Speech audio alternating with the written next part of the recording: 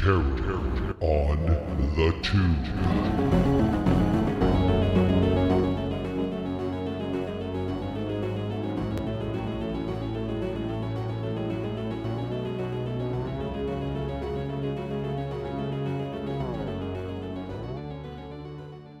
Welcome to Terror on the Tube, where we watch and discuss horror and suspense made-for-TV movies from the 70s, 80s, and, at least twice now, the 1990s. I am Gilman Joel, and my co-hosts are Pumpkinhead Peter. Hello. And the horror unicorn herself, a.k.a. Allyson. Hello.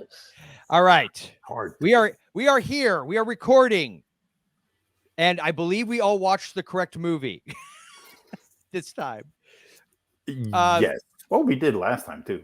Well, that's true. It's been a while since I two screwed of up. them, Was it when Michael calls? That was the one that I screwed up. So Yeah, bad. well, And then lose the file. That was the whole thing. I can't remember who it was, and I apologize, but somebody on the YouTube channel, they said, "Hey, are you guys ever I gonna do read a Michael that call?" comment. Yeah, and I'm like, "Yeah, eventually, we'd Oopsie. like to." Yeah, we will get to it. So, if it's your first time, and if you're hearing this through wherever all the various audio-based podcatchers that you might listen to it, there is also a video version available on the YouTube channel, Mom and Pop Video Shop. So go over there and check it out and subscribe if you are so inclined. Our Ghost Watch episode, by the way, I think is our most viewed episode. Not surprising at all, based on what Allyson had said, because I know you said on Haunted Davenport, you guys. People like Ghost Watch. I mean, people liked it. I don't blame them. No, it's great. It's great. So you can check us out over there as well. And you'll want to, because at the end of this episode, assuming Peter doesn't fail me, that's my way of passing the buck because I'm the one who should remember. I want to do a little show and tell with something I got that connects not directly to one of the movies we've covered, but something by way of how we sometimes watch these movies. That probably made no sense at all. So it'll make sense once I show it. So we'll get there. I hope it's not on your phone on the toilet. No, it will not be. I promise. Okay. All right. So, we are covering, though, for this episode, Deadly Lessons from 1983. Peter. Sir. Do you have a synopsis by chance? Hang on. It's a really short one. Yes, Let's it is. see. This one was originally aired on ABC on Monday, March 7 in 1983. And let's see. Can I draw this out so it'll last? No. A psycho is stalking the students at an exclusive girls' school. That's That's it. gist of it. Yep, Basically. that's the there it is at the bottom of the screen. That's the There you go. awesomely in-depth and marginally deceiving. Because I'm not going to get into how I felt about this yet. I might surprise you, but I will say that poster is a serious bait and switch. Yeah. Bro. Oh, I yeah. didn't Maybe we even should see see that. Deadly Lessons, aka high school killer. Well, it's 1983 and slashers are hot, Yes. and it's a TV movie, so they're trying to look cool. I You know get that it. I hand? get the logic, but I'm simply saying that movie. I Why unfortunately am I saw this pointing? poster. Nobody can see that.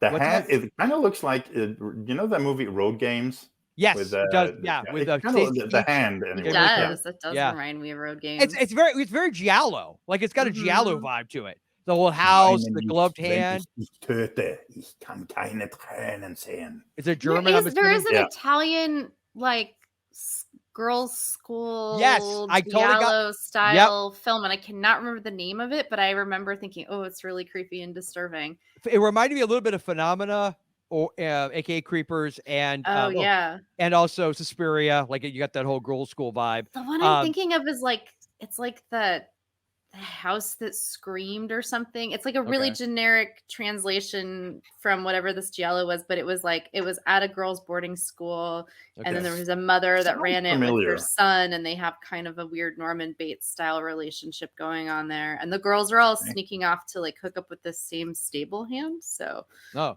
I don't know. They should probably all get that Okay. checked out. well, if they tried to do that in this movie, it would be game over, man. Game over. But it's the dry heat. Well, and a hilarious side note: we literally had just watched Aliens the day before in preparation Nice. for Alien Romulus. Yay. So, He's but young in this one. we'll get into that. So first off, I want to say right off the bat, I'm gonna get rid of this off the screen for now. Anyone seen this one before? I had never even heard of it. What about Mm-mm. you, Allison? No, Okay. and the name is so generic that I It's was so like, I generic, don't yeah. know. Oh, the only thing more generic, High School Killer. Yes. But I weirdly like that title. So it's so simple and generic. It's kind of like fun in its own way. But I'd never heard of it, never saw it. But when I mean, this cast is one of the better The cast ones. is like, Yeah. what the? Yeah, this is a who's who of 80s and 90s and actually Well, before that even. I was even recognizing small characters in Yeah, this. yeah, I was yes, like, yeah, I've seen me this too. guy and I've seen that guy. Like I Yeah, was just like, I yep. feel like I recognized almost every single person in this Yeah. movie. It was really unusual because usually there's one or two, right? There's one or two Mhm. stars that we recognize, but Yeah, this there's was a like, bunch of mostly, almost all of them. Even some of the girls here. I know that the one who played Callie, Renee Jones. I was like, where have I seen her before? I went to her IMDb. And I was like, no.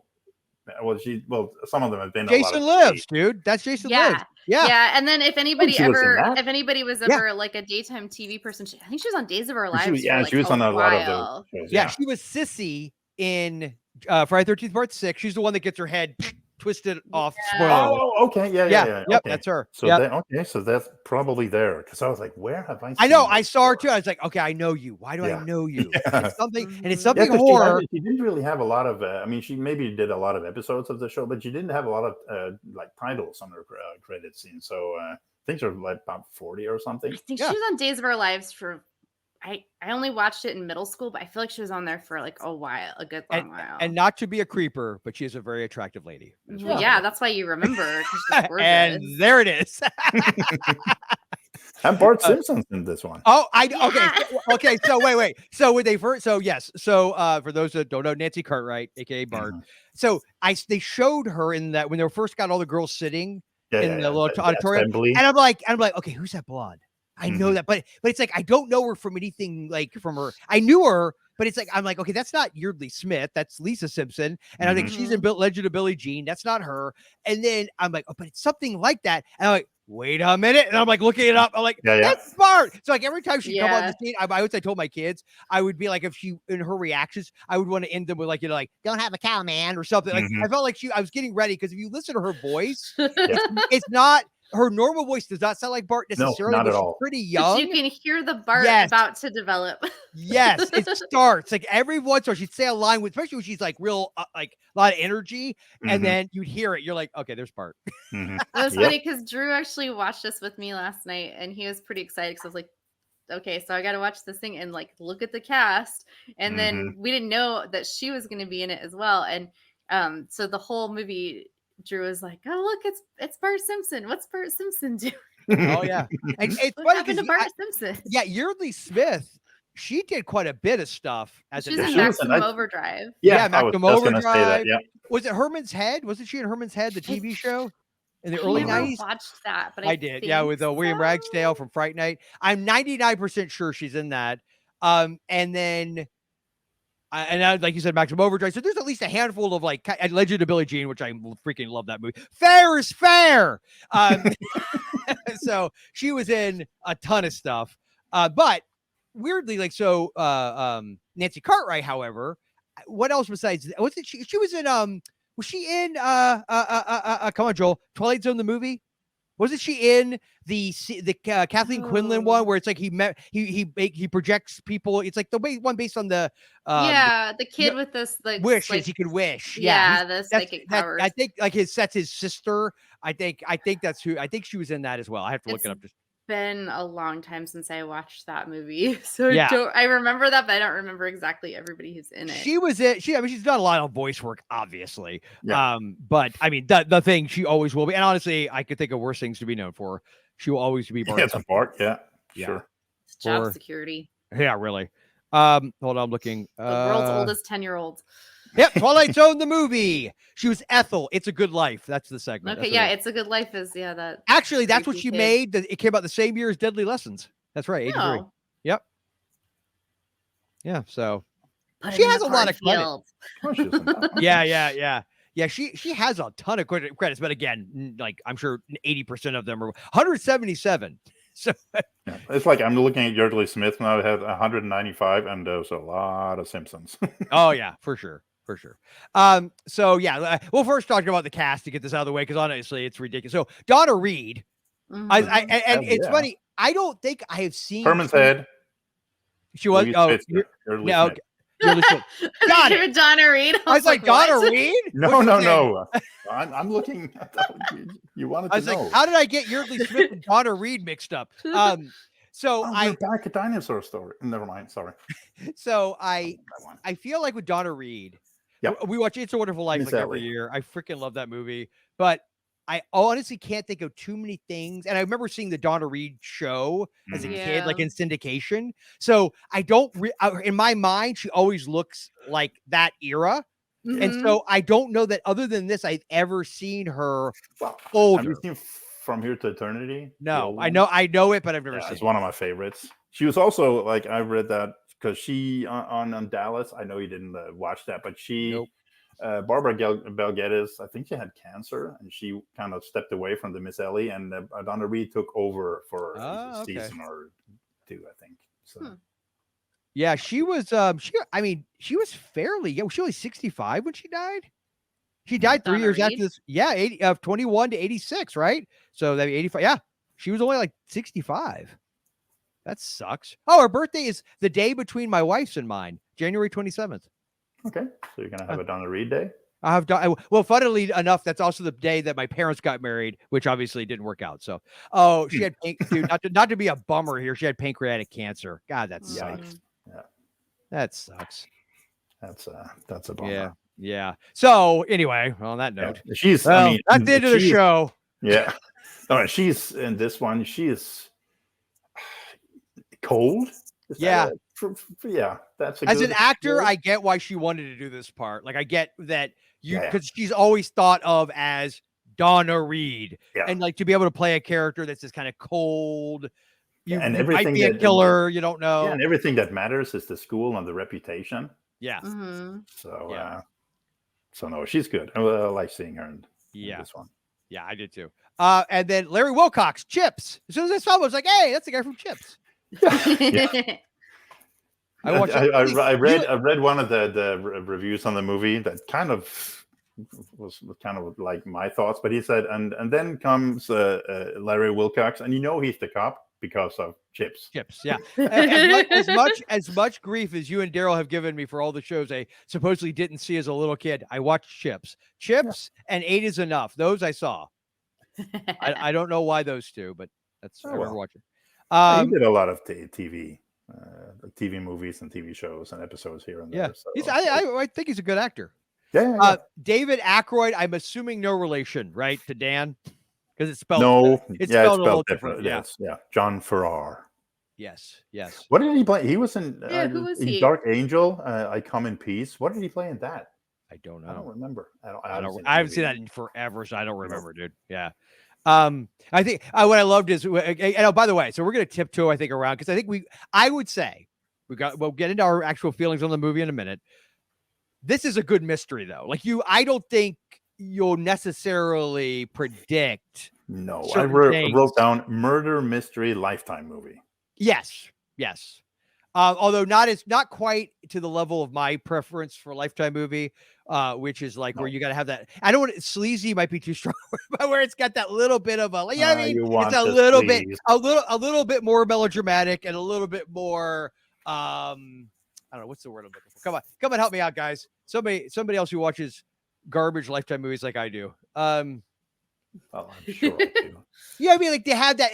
They're like not exploitative, but they have that sensationalized element. To it. This didn't feel sensational to me. Like it wasn't that. There's a little bit of sleaze. Just two of the girls. I mean, they run off and meet the boys.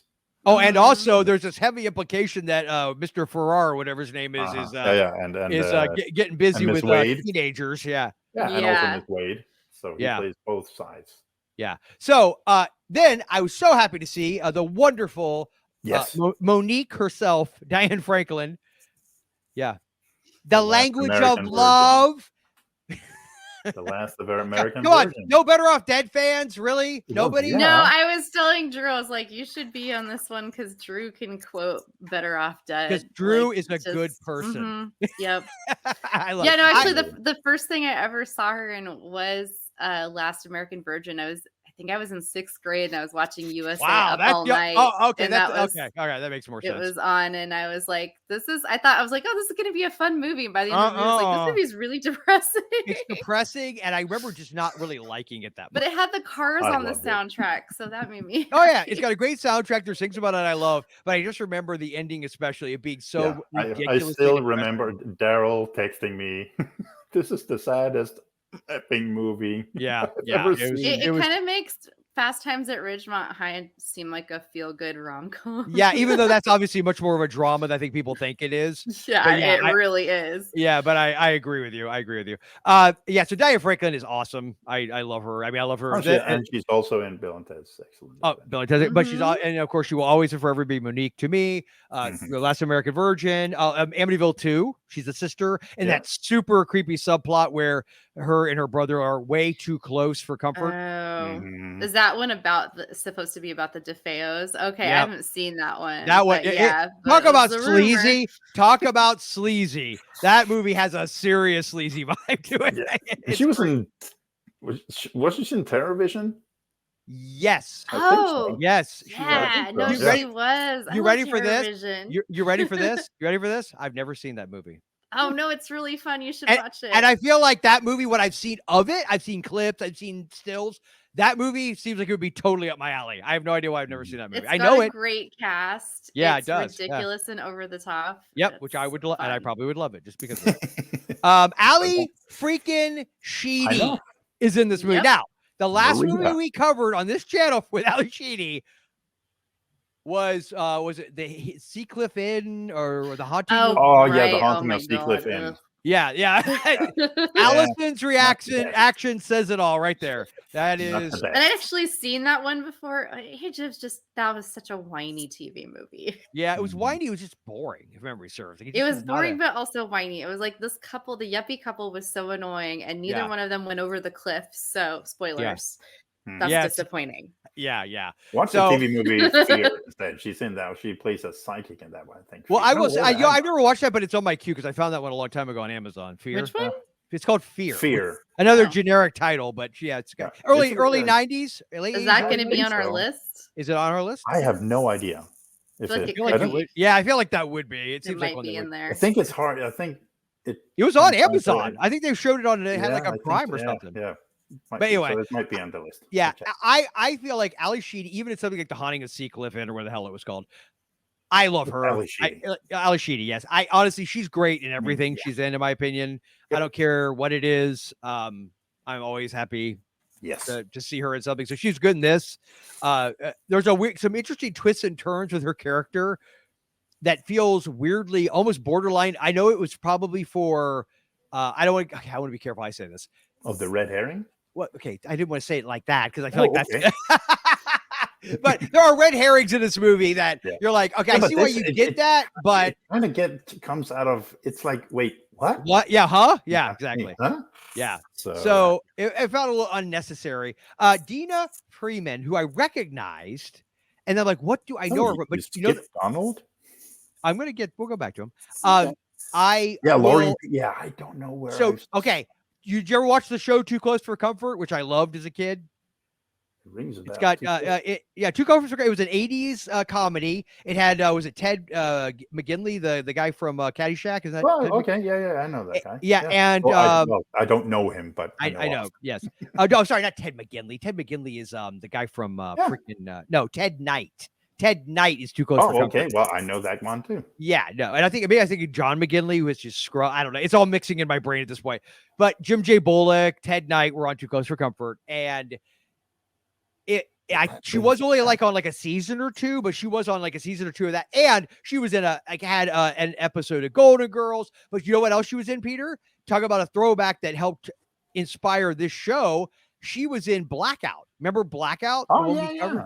Yeah, Yeah. I'm pretty sure that was the one we covered. That kind of led us to That- say, yeah, hey, that was we what- should yeah, do Terror of the that's- Tube. Exactly. Yeah. That's when we thought there should must do be more movies. nice Nice TV movies. Was that Allison? So we should do more of these. Yeah. So we Yeah. could blame Dina Freeman.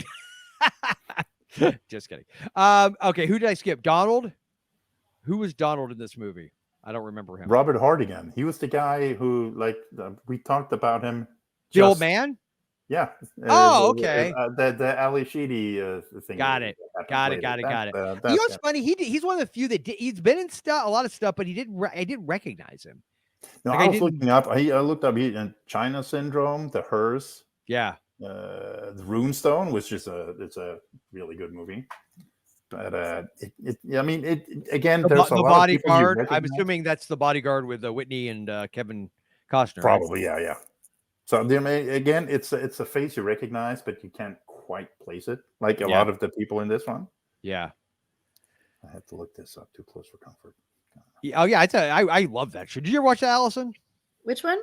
Too Close for Comfort. No. Yeah, I love Ted Knight. I love Ted Knight. He's so funny. He's great. Remember him in Ted Knight, Caddyshack? He was the judge. Yeah. He's just so great. And he also kind of reminded me of my grandfather for some reason. My mom's dad. Like, Wow, okay. aesthetic. Something about him. Not the outbursts and the upper class elitism of him in Caddyshack, but just something about him reminded me of him. But Krista Erickson, who played Timber, which is a very memorable name. Yeah. Who was like the obnoxious rich girl who the second that Diane Franklin's character shows up immediately starts treating her like garbage. She was in a movie that I should have seen, but I don't think I did. Or if I did, I saw it so long I don't remember. But this movie I have to see at some point because I remember this movie. It's called The Paperboy, and it came out in 1994. A homicidal 12-year-old paperboy. Yeah, a homicidal 12-year-old paperboy becomes obsessed with a woman and her daughter next door, and he'll do anything to make his fantasy of the perfect family come alive. It's basically the stepfather with a 12-year-old. How have I not seen this movie? I remember when this came on video too. I've got to see this movie. You should watch it. I should absolutely watch that. So she's in that. Lauren Peel. She was a cinematographer, camera, and electrical. Well, Laura, you mean Dina Freeman? Dina Freeman's the actress. Lauren Peel's the character. Are you talking about that? Oh shit! Yeah. So, sorry. It's okay. But we decided we're not going to worry about that anymore. I'm not going to go on my way to drop F-bombs, but I'm also not going to worry. No. So Nancy Cartwright, we already said, obviously that's Bart. The lovely Renee Jones played Callie. Yep. And also known as Sissy from my favorite Friday the 13th film. And let's see here. Now, Althea, she's the one that dumps the paint. That's Sally Klein is the actress. Yeah. Nobody actually likes her apparently because she's I recognized her, and it was bugging me. And then we were looking around, digging, and realized that she was a recurring character on Murder, She Wrote, and that I know way too much about Murder, She Wrote. Yeah. I was gonna say it's probably Murder, She Wrote because I just saw that. She has not a lot of credits. Oh, okay. But I know she looked familiar. Now she was on the show My Sister Sam, which I did watch when I was a kid. I watched when I was really little. Yeah, but here's the thing: she was in one episode. It's not like she was a reoccurring character, so I don't think I'd remember her from that. So yeah, I'm not sure what it is that I felt like she seemed familiar, but who knows. Let's see here. We got okay, so here's where it gets interesting. Bill freaking Paxton, as we alluded to earlier.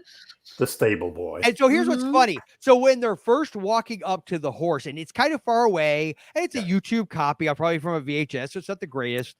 I'm watching, and from a distance, I said out loud, everybody's like, is that Bill Paxton? and immediately I went, no. And then they got close. Posture.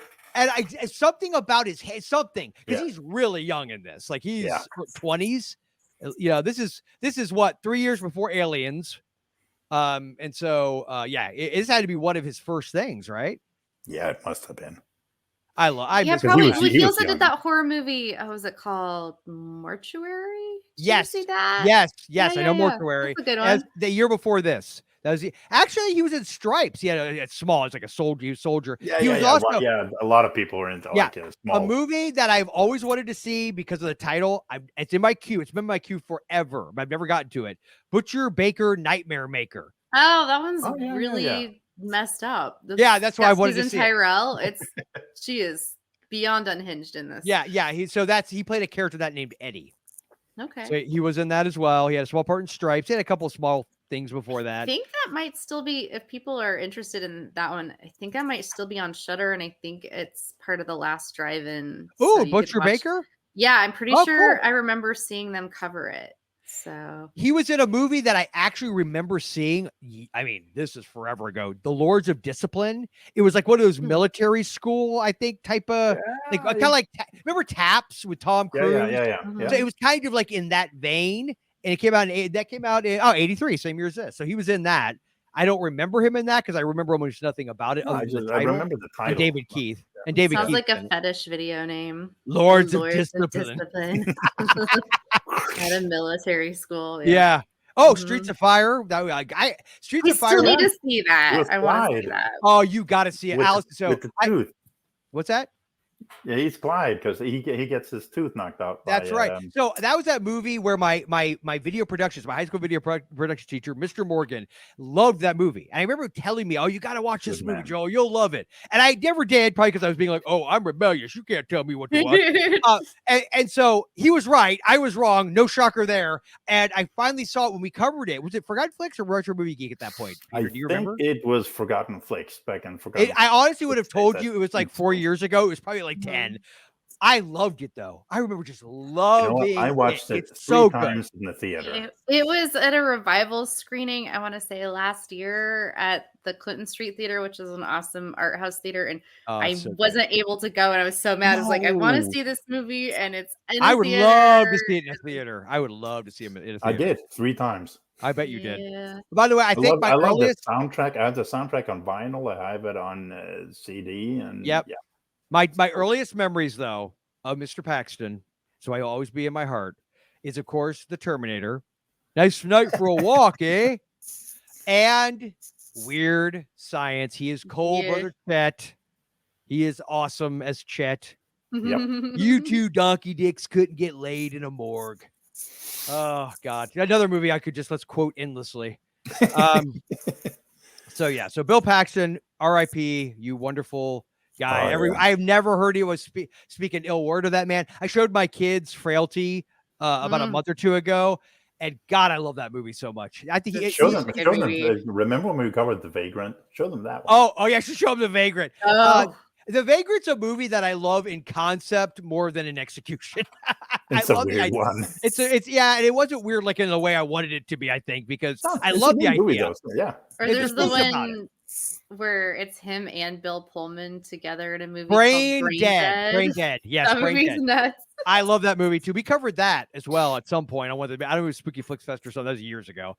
But was Frailty, other than a music video, I think, is that the only thing he ever directed? Like he's like was it Edward G. Robinson is that the one who did Night of the Hunter? Or no, Charles Lawton. Charles Lawton did it. Exactly. Yeah. Only movie he ever directed. Night of the Hunter, that's a good one too. Yeah, and if memory serves, I think Frailty is the only thing that Paxton ever directed. So, but I think it's a shame because I think it was fantastic, and I would love to see him make more. Yeah, that movie is amazing. Oh God, it's so great. It's so good. Oh, love it. Love it. All right. So also Rick Rossovich, who plays the Deputy Craig. Now, he's one of those guys. I always got him confused. Also in Streets of Fire. Oh, that's right. I forgot about that. But he was also a Top Gun. Yeah. He played Roxanne. Yeah, and he was Roxanne. And the Terminator. Oh, right. He was in Roxanne. And he's the boyfriend of Sarah Connor's roommate that gets killed early on. Yeah. He was in Navy SEALs, but I think the thing I remembered him from the most was Roxanne with Steve Martin. That one I remember. But here's what's funny. Have you seen Warning Sign? I know that title. I know that title. What is it, 85? Something like that. I know the title. It's a good one. Is that a war one? No, it's and the Warning Sign is a place that gets shut down with virus. That's what. Okay, I knew it was something like that governmental. Yeah. Okay, I never saw it, but I know of it. And I will say this, but other than that, I always got him confused with Tom Matthews from Return of the Living Dead 1 and 2 and Jason Lives. There's just something about them. They have like a similar, like every time I would see one or the other, I would think, is that the guy from, oh wait, no, he's not in Roxanne. He's in, I don't know why I did that for years. Like David Keith and Keith David. What's that? The names? Keith David and David Keith. Yes. But and then let's see who else we got. Robin. Oh, we do Gamel. have Robin Gamel and Ellen Gear are the two of the teachers, and you Yes. recognize them. Yes, they are those people. You can't place them, but you absolutely have You've seen them before. in a lot Yeah. of stuff. Yeah, yeah. Especially her. Ellen Gear Yeah. was very, very familiar to me. Yep. And I was I trying mean, to. we went through. Let's see. Oh, Harold and Maude. Oh, I love Harold and Maude so much. She was in Harold and Maude. Have you guys seen Harold and Maude? Oh yeah. Oh, I love it. I got to show that to my kids. We were That movie- actually we were revisiting fairy tale theater over the Oh, weekend. Shelley Duvall Because there's like with Shelley most of Duvall. the- You mean yeah, Shelley? most Oh, yeah, I of love the that show. most of the episodes are on YouTube actually. Really? Okay, And if I I watched should that. as a announce kid. that it'll get taken away. Yeah, probably. Yeah, But, really. Yeah. Yeah, so we were watching Bud Court is in like two of them, and so we were watching one of them, and we're like, wait a minute, and it just a side character. Like, is it Bud Court? Like, who And is wasn't that? he also speaking of? Wasn't he in Brain Dead with Bill Pullman and Bill Paxton? Was he in? I think he was. Maybe, yeah. It's been a yeah. long time since I watched that. You kind of make me look that up too. Oh, I mean, if you want to prove me right or wrong, I'm probably wrong. But I will say this: if you've never seen, those of you listening, if you've never seen Harold and Maude, it is amazing. Yeah. It is such a great movie. It is so. Listen, for this is a TV movie from the 80s, early 80s, Deadly Lesson, and we've named off 16 people from the Yeah, I mean, this on the is a TV. hell of a Yeah. cast. It was It is a ridiculous. hell of a I was cast. like, I recognize this person Yep. and that person, Yep. and that doesn't usually happen in these. No. It was such a packed cast. Now, the director William Wired or Weird, I don't know how you pronounce it. Oh, W-I. We've covered one of his movies. I was going to ask, is there something we've done of his? What? His House Possessed. Oh, that With, was the one that you guys liked more than me, right? Where the Yeah. house was, it was a little Yeah. modern. It was kind of Mhm. modern. Where I tried to, I would have liked it better if they at least somehow. Yes, Bud explained- Court wasn't Brain Dead. Where it had Yes, I got it. had two actors from the Hardy Boys in it. That's right. The I two remember that. leads. Yep. So he did that one. I like that one. Yeah. We've done It's a silly, but I Western really like it. That's called Tom Horn that I watched a year ago, I think, which was kind of okay. But or other than that, he's done a lot of episodes of a lot of TV shows. So, but this House Possessed was what jumped out. Well, and it was written by Jennifer Miller. Yeah. And she did quite a few TV movies, including this one, obviously. She did one called The Babysitter, which totally seems like something we would cover from Is that 1980. the one with Patty Duke? Hold And, Oh, did we cover it? No, we haven't covered it. I don't Yep, think it's got Patty Duke and William and Shatner. William Shatner. I've seen that. Mhm. Oh, that sounds good. Well, if it's not on the list, it might should because be. a lot of these are on the list. Peter, if I live in a world, wait. If I live in a world where Haunted by Her Freaking Past is on our dang list, and you did not put a movie called The Babysitter with this, with this synopsis: spoiled 12-year-old Tara's new best friend yeah, from I next know. door gets hired as a live-in babysitter, but things soon go horribly wrong when Mhm. Tara's mom starts hitting the bottle and fighting with her. Oh, maybe that's why, because it seems more like a drama. Yeah, Like it's, a- yeah, okay. what No, you find it and should yeah, I be. don't know. Let me tell you. It looks like a horror movie. No, it should be on the list because I have seen it, and I'm not going to give you plot points. But if you watch it, you'll be like, "Oh yeah, this belongs on here," They and it show will it's a remind you thriller. of another movie that Okay. you're fond of. Oh, in oh, some really? tones. So Okay, awesome. I think for a lot Awesome. of these movies, sometimes when I go look for them, they haven't been online, and then all of a sudden they are online, and then Okay. because I have had. Well, I think Joel movies just that I picked out wanted his to. next bonus episode. Yeah, The Babysitter. It's listed as a thriller, so it counts. Yeah. So So yeah. she- It might be because I couldn't find it way back because it wasn't on the list. there's a mini series, and I have seen this cover before. Oh, I want to see this though. This sounds I think fascinating. the TV ad for Babysitter. She wrote a mini series called The Dark Secret of Harvest Home. Oh, that also is really good. Yeah, That's that's a bet- miniseries, right? Yeah, that it's is fi- hard to. Okay, it's hard to find a good quality version of Yep. that on the internet. Which It is is why it's it's not so on the list. grainy. David Ackroyd is in this as well, so we got a connection to our. There's also a paperback novelization of Betty it. Davis? I Yeah, I believe. found that too. Oh my god! I wanna Anyway, watch Dark this. Secret of Harvest Home is a fun autumn watch. If you can It looks like- deal I've with seen how that cover. grainy the picture is. Yeah, I've seen I that think the cover. version online is kind of shitty, if I'm not mistaken. 'Cause Yeah. sometimes I haven't been able to find them, and sometimes you find a version that's Well, if hey, Peter, if I you're watched it ever on YouTube. It was not a good Peter, if you're copy. ever sailing the seven seas, arg.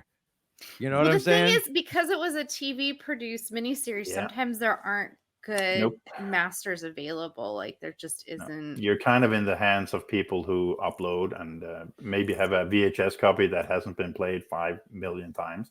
I really want to see Yeah. that though, because I've seen that cover before, and I've always wanted to know what You it can't was. watch it. It is online, but Okay, It's. all right. I mean, I think it's interesting enough that it's worth dealing with the low quality Okay, to all watch right. it.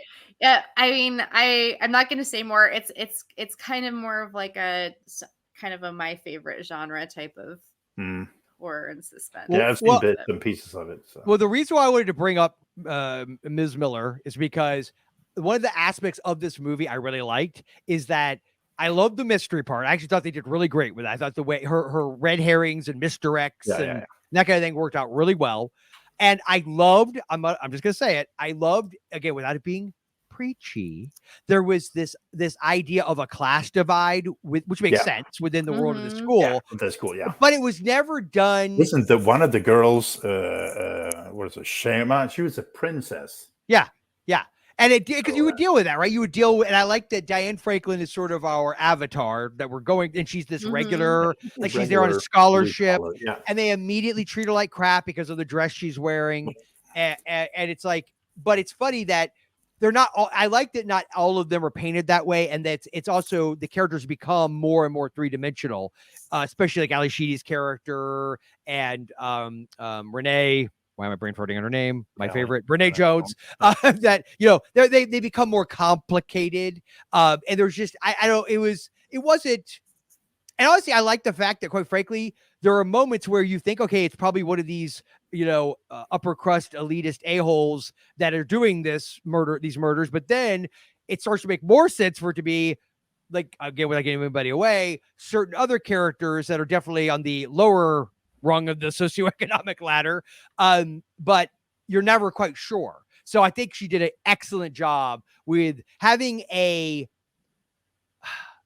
theme that was under the surface, and it was like just positing questions without giving you all the answers, and doing a really tight mystery that really felt like you were engaged and didn't know what was going to happen next. Because honestly, as a movie, it's a little slow. I'm not gonna lie. It was one of those like hour and a half long ones, and I feel like I think it could have been a little bit short, a little bit tighter, maybe. I think because I actually wrote that. I'm not sure how I feel about this one, and I think it comes down to it.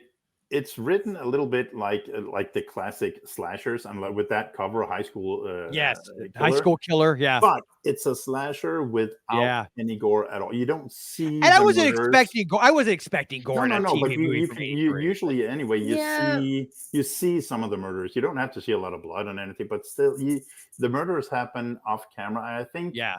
And I read a bunch of different comments online, and a lot of the people state the same thing. It's like, wait, what? It's a slasher without the slasher trope, which in itself is interesting. I agree with Allison's earlier comment, though. I don't think this was ever meant to be a slasher. I think they were trying to tap into the popularity of them at the time. This is like peak slasher. I think it's supposed to be like a boarding school whodunit situation more. Definitely a whodunit. But I think given that is what it felt like it was trying to be, actually, I think you could have actually killed less characters and shortened the movie slightly, because there was kind of, some of the killings were repetitive, and they start off by killing people. I mean, this happens in slashers too, but you start off by killing people that, like, we don't know who they are. And also, if you don't see a lot of suspense or drama around that, then it's kind of hard to care. It's just like, oh, here's a body, there's a body. Like,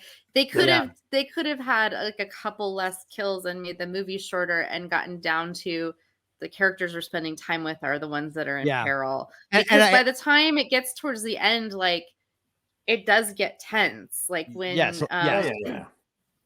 characters you like start being in peril, you're like, oh no, like, I like this character, like, I don't want anything bad to happen to them, or you start getting a little bit more invested in what's actually happening. So I just think it could have been shorter. Yeah, like a regular TV movie, an hour 15. Yes, that would have been perfect. Yeah, exactly. Yeah.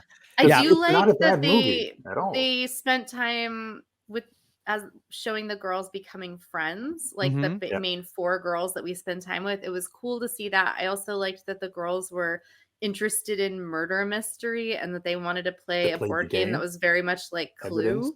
Yeah. And I just think that's really authentic. I think girls are by and large not credited for as much as they like horror and suspense. And I think it was cool to see in an 80s movie. It's like, oh, these girls are like, they have a taste for the macabre. They're making murder jokes and they're like being lighthearted, which is very real, I feel like. Which I feel is a credit to Jennifer Miller, her screenplay, which is probably why she did that. Now, easily, I'm sure some executive could have overridden it and been like, we need to make this an all boys school. But thankfully they did. I think, but it also wouldn't have made as much sense from the perspective.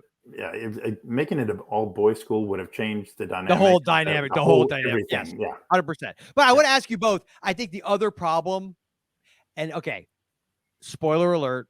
If you have not seen this movie and you actually want to be surprised, it's good. It is a good mystery. It's on YouTube. I think it's the only place you can get it right now that I'm aware of. Yeah, it's a pretty good. Although weirdly, there was 2 versions on YouTube that I saw. Yeah. One is way back, and it's the one that's older. I think it's like it was posted 8 years ago, and the one that was slightly newer didn't look nearly as good. The other one looks way better. Yeah, way better. Go with the older one. I watched. The one I looked at was not bad. The first one we started, it was that like pixelated. Like, the one I watched seemed pretty clear. You probably watched the older one. The older one, the older upload. Yes, yeah. So ultimately, though, there's so beginning of spoiler now. There's a red herring involving the caretaker, and you could actually say the red herring also is the stable boy, and yes, but specifically the fact that he is like obsessed with the Ali Sheedy character. That felt weirdly added on and shoehorned in, because I was thinking, if you're going to go that route and do that thing, why would it have been the Diane Franklin character? Like, why would, now I guess because her mother didn't go there, right? Because she's not a person. She's not a legacy. Yes, and I get that, but I thought the whole thing felt very clunky to me. You see him looking at a photograph of someone who looks like Ali Sheedy, but in older style dress. Like multiple times, like earlier in the story. So you're like, what's that about? Like so they drop little breadcrumbs in that direction. I don't know. I mean, it was a little weird, but I also found it just really disturbing. I was just like genuinely creeped out by the things he was saying and what was happening, and watching her try to navigate around this clearly unwell person who's fixated on her mother and now her, and then I kind of appreciated the actual killer and his motivation why he's revealed. I felt like was fairly weak. But I love the moments leading up to that, because there's a part where Diane Franklin's like wandering around the school, and seemingly all by herself, and she's being pursued. And I was like, oh, this kind of reminds me of towards the end of Black Christmas. Oh, because it's like the police are like, oh, we have it figured out. Like this is it's all over now. We're leaving. And then you realize, oh, our main character is alone with the person that's been harming everyone, and weirdly, I agree with you, though it is a little bit weak at first when he explains it. Comes out of left field, but it does on some level. You have to go stretch a bit. It makes sense. Like it's a motivation where you go, all right, I get it. It feels like a bit of a reach, but I can go with it. I will say though, the reason why I had a problem, I agree with you. I actually like the whole dynamic of the caretaker and how that all played out. The problem was it felt almost like it's too many coincidences that this school where this is happening also is going to have the caretaker who's, you know what I mean? Like it's too many wackadoos going at the same time without it. It just didn't feel organic to like the story, and more like, I always feel like, and I could be wrong.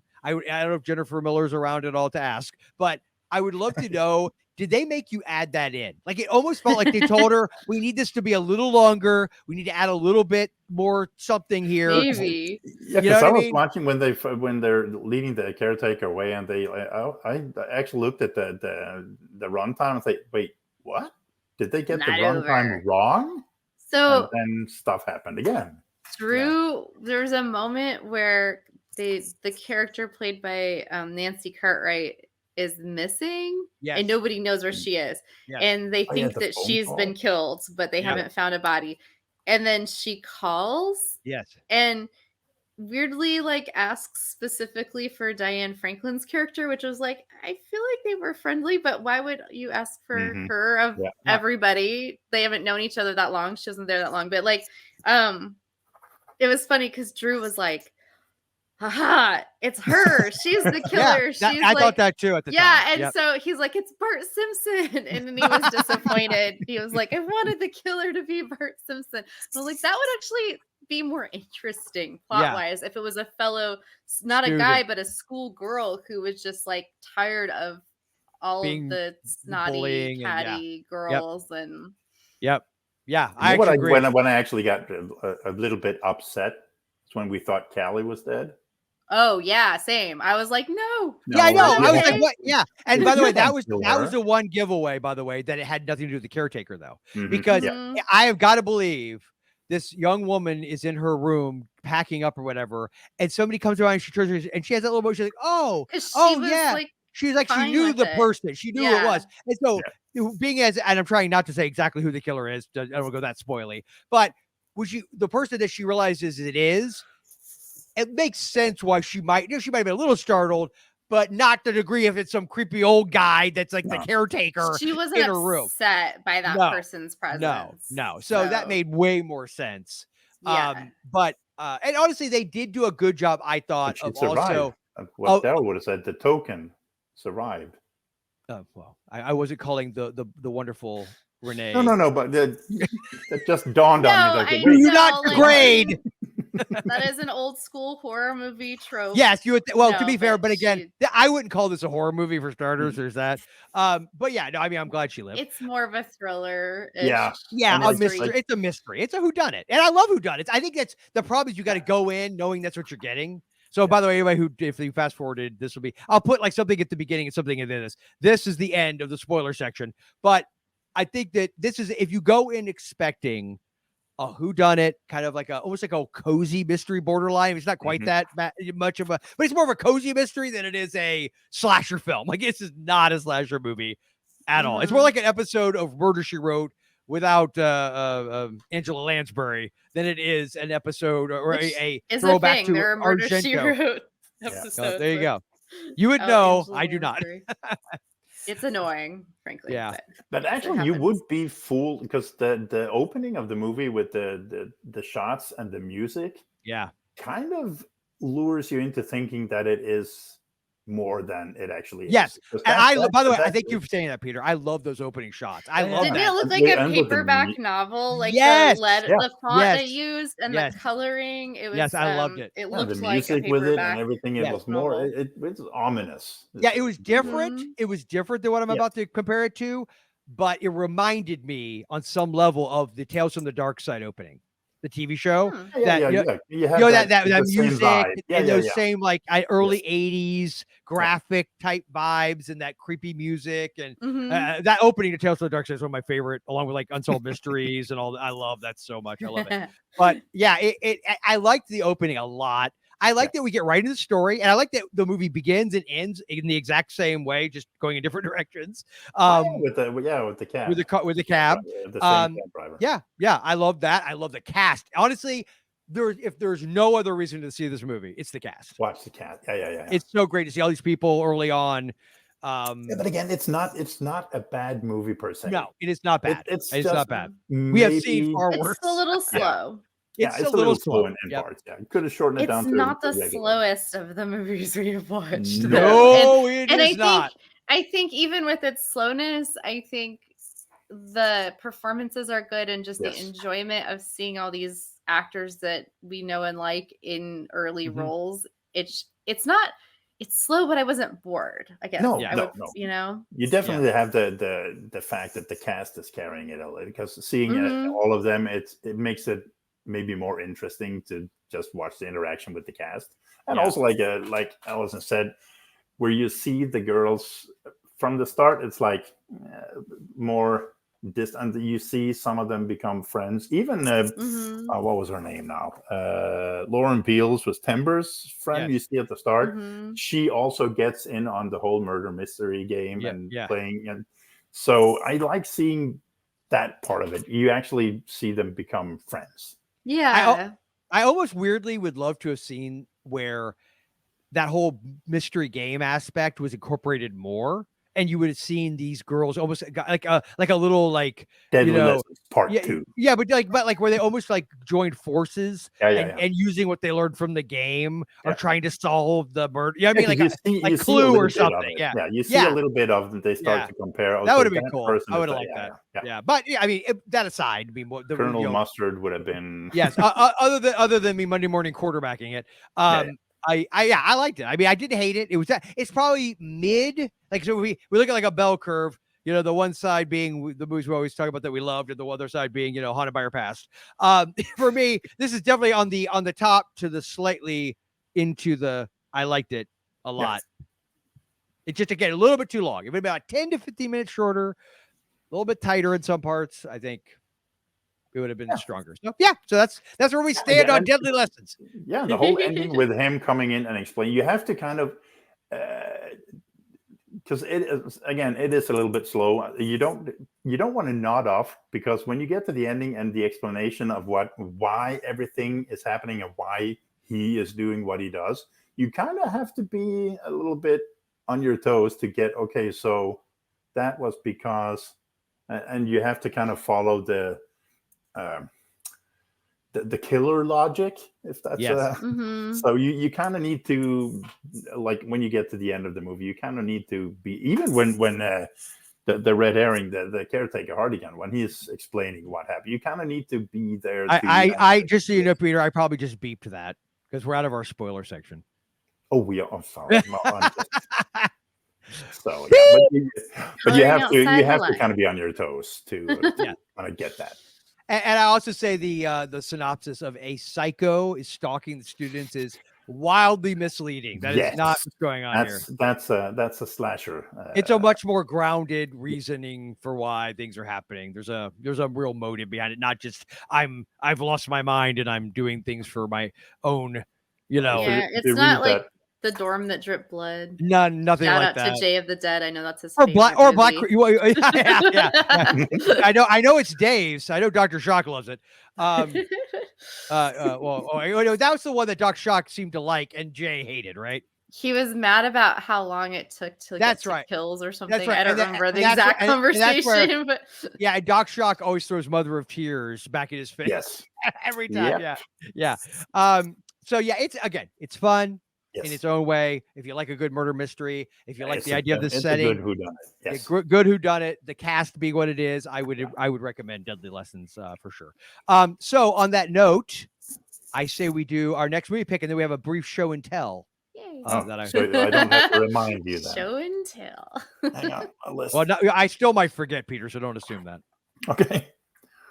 Allyson picked Deadly Lessons. Yes, I wrote that down. And what are our number ranges again? Hang on.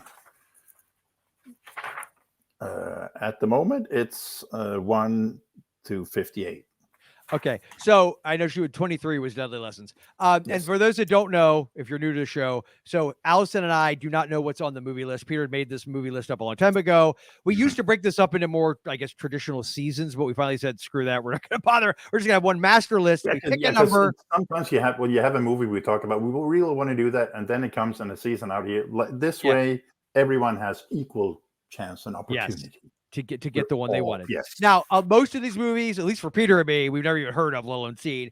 But I feel like we are finding quite a few, Allyson, you haven't seen, which is cool. Like this one. That's good. I've only watched, because I have a Letterboxd list, if anyone is curious, of I've watched slightly over 80 that I can recall for sure. Wow, that's impressive. I have them all listed. Although now, I wonder how many we covered. Do we ever add up how many we've covered so far on the show? Well, I keep meaning to make a list. It's like 40 plus at least, right? Yeah, I need to make a list. This one is pretty easy to do. I wrote that down. Haven't gotten around to it. This one is number 49. Deadly Lessons is 49. Okay, so number 50. We're coming up on the 50th one. Yep. Nice. I guess I could have listened. I guess I could have answered my own question by checking my file folders and seeing what number I gave the last episode. Where's that? Or better yet, looked up here at StreamYard where it said episode 49. I could have done that too. Okay. Yeah. Oh, okay. Yeah. Well, Duh. well, So All right, what are you doing here? Let's get a number. 1 through 58, you said? Or 53? 58, yes. Okay. I will go with lucky number 13. Don't let me down, Cool. 13. I think this is one that scared... The babysitter. What? No, this is one that I think scared Dave. Okay. When you watch it when you see it. It's from, let's see, 1976, The Savage Bees. Oh, okay. Savage Bees. Yeah. Yeah, not beast or bees, like a bzz. Bees, B-E-E. So B-E-E-S. it's a killer bee movie. All right. Well, if you go by the title, yeah. So 1976, 1976. my birth year. Nice. Okay, cool. Savage Bees. Savage Okay. Bees. And it's Yellow Jacket season around here, so that's appropriate. There you go. Yeah, It'll prepare you. Yeah, I think I've heard Dave mention that. All right, I'm gonna get up while you guys talk this out. I'm gonna go get the item now that we know. So we're covering next up Savage Bees, 1976. All right, hold on. I'm gonna hide my camera and I'll be right back. Hold on. Oh, it's gonna be suspense. Yeah.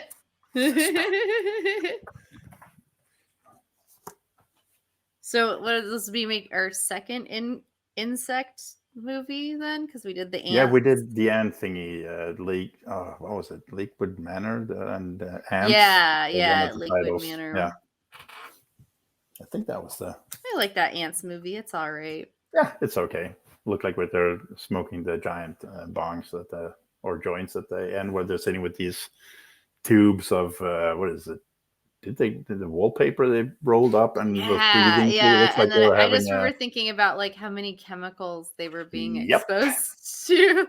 It's like, how much longer are you gonna live? You survived the ants, but the ants, and then you're gonna breathe not the that. Are you guys toxicity. talking about the killer ant movie we covered? Yeah. Yep. Yeah. How'd you guess? I heard chemicals and smoking the big joints. yeah, at Although the that end. movie also, the main anxiety for me from that story was the whole plot of like, here's this adorable lodge that I think they were in like the Tahoe area. Yeah, that sounds and it's right. like we're gonna demolish all the cool old Yeah. lodges with history and build new crappy plain hotels. Yeah. They got what they deserved. Yes, they did. All right. So we are all fans of Creature Features, correct? The horror hosted show, and we've covered several of the movies we've covered. Allyson, I know you and I, and Peter, you try to watch those, right? When you get a chance. Once in a while, yeah. I mean, I haven't really grown up with that kind of the horror hosting thing. But it piqued my interest because they're cool characters. Yes. So, but I know that I get like ridiculously excited whenever a movie we're covering is on their schedule. So, like the last one, I saw what you did. I know who you are. The 88 version they covered. It was the last thing we watched from them. Yep. So, long story short, I decided to join their Patreon. Nice. And they one of the things they do. I've got like a couple different things here. One of the things they do when you join it, depending on what tier you're at, I guess. It's just. Well, the first one, if I can, of course, I watch me destroy. Did Tangela send you a plunger? Well, not quite, not yet. but okay, I got an autograph. I got an autograph picture of the crew. There's there's Tangela, Vincent, and for those who don't know, there's Livingston. What is that in the middle? Is that a plunger? Yeah, he's holding a plunger. So I guess that's their way of saying they sent me a plunger. They have these like outtakes where it's like they're like, "Oh, join our Patreon," and Tangela will send you a gift, and she's like always holding some weird random object. Yeah, sometimes it's a plunger. Yes. I think that's the highest level one. You must get something. But so they had a email go out, to people who are their Patreon supporters, and it was that, hey, we're going to start selling stuff on eBay from the show. And I was like, really? Now there was a few things on there. It was like $300. I'm like, I love you guys, but but I'm cheap, so I'm not doing that. However, they were selling. There was a couple. Actually, I totally thought of you, Allyson. And in hindsight, I feel horrible that I didn't tell you. Although maybe you're happy I didn't, because you would have probably wanted to buy it. One was this really cool candelabra, and these are all screen used props. That's what. And so they've been on like every episode, but they've been on random episodes. And they've done like 200 something shows. So you have to go back and figure out which show it was in. But the Candelabra was one. And then there was this gargoyle. It was like a cool gargoyle. And so it was like, I won't say the exact amount, but let me just tell you, it was not nearly as much as you would think. I ended up getting it. I won it. So here's the catch, though. It was shipped to me. And let's just say the UPS driver did not do a great job because it was shattered. Like it was shattered.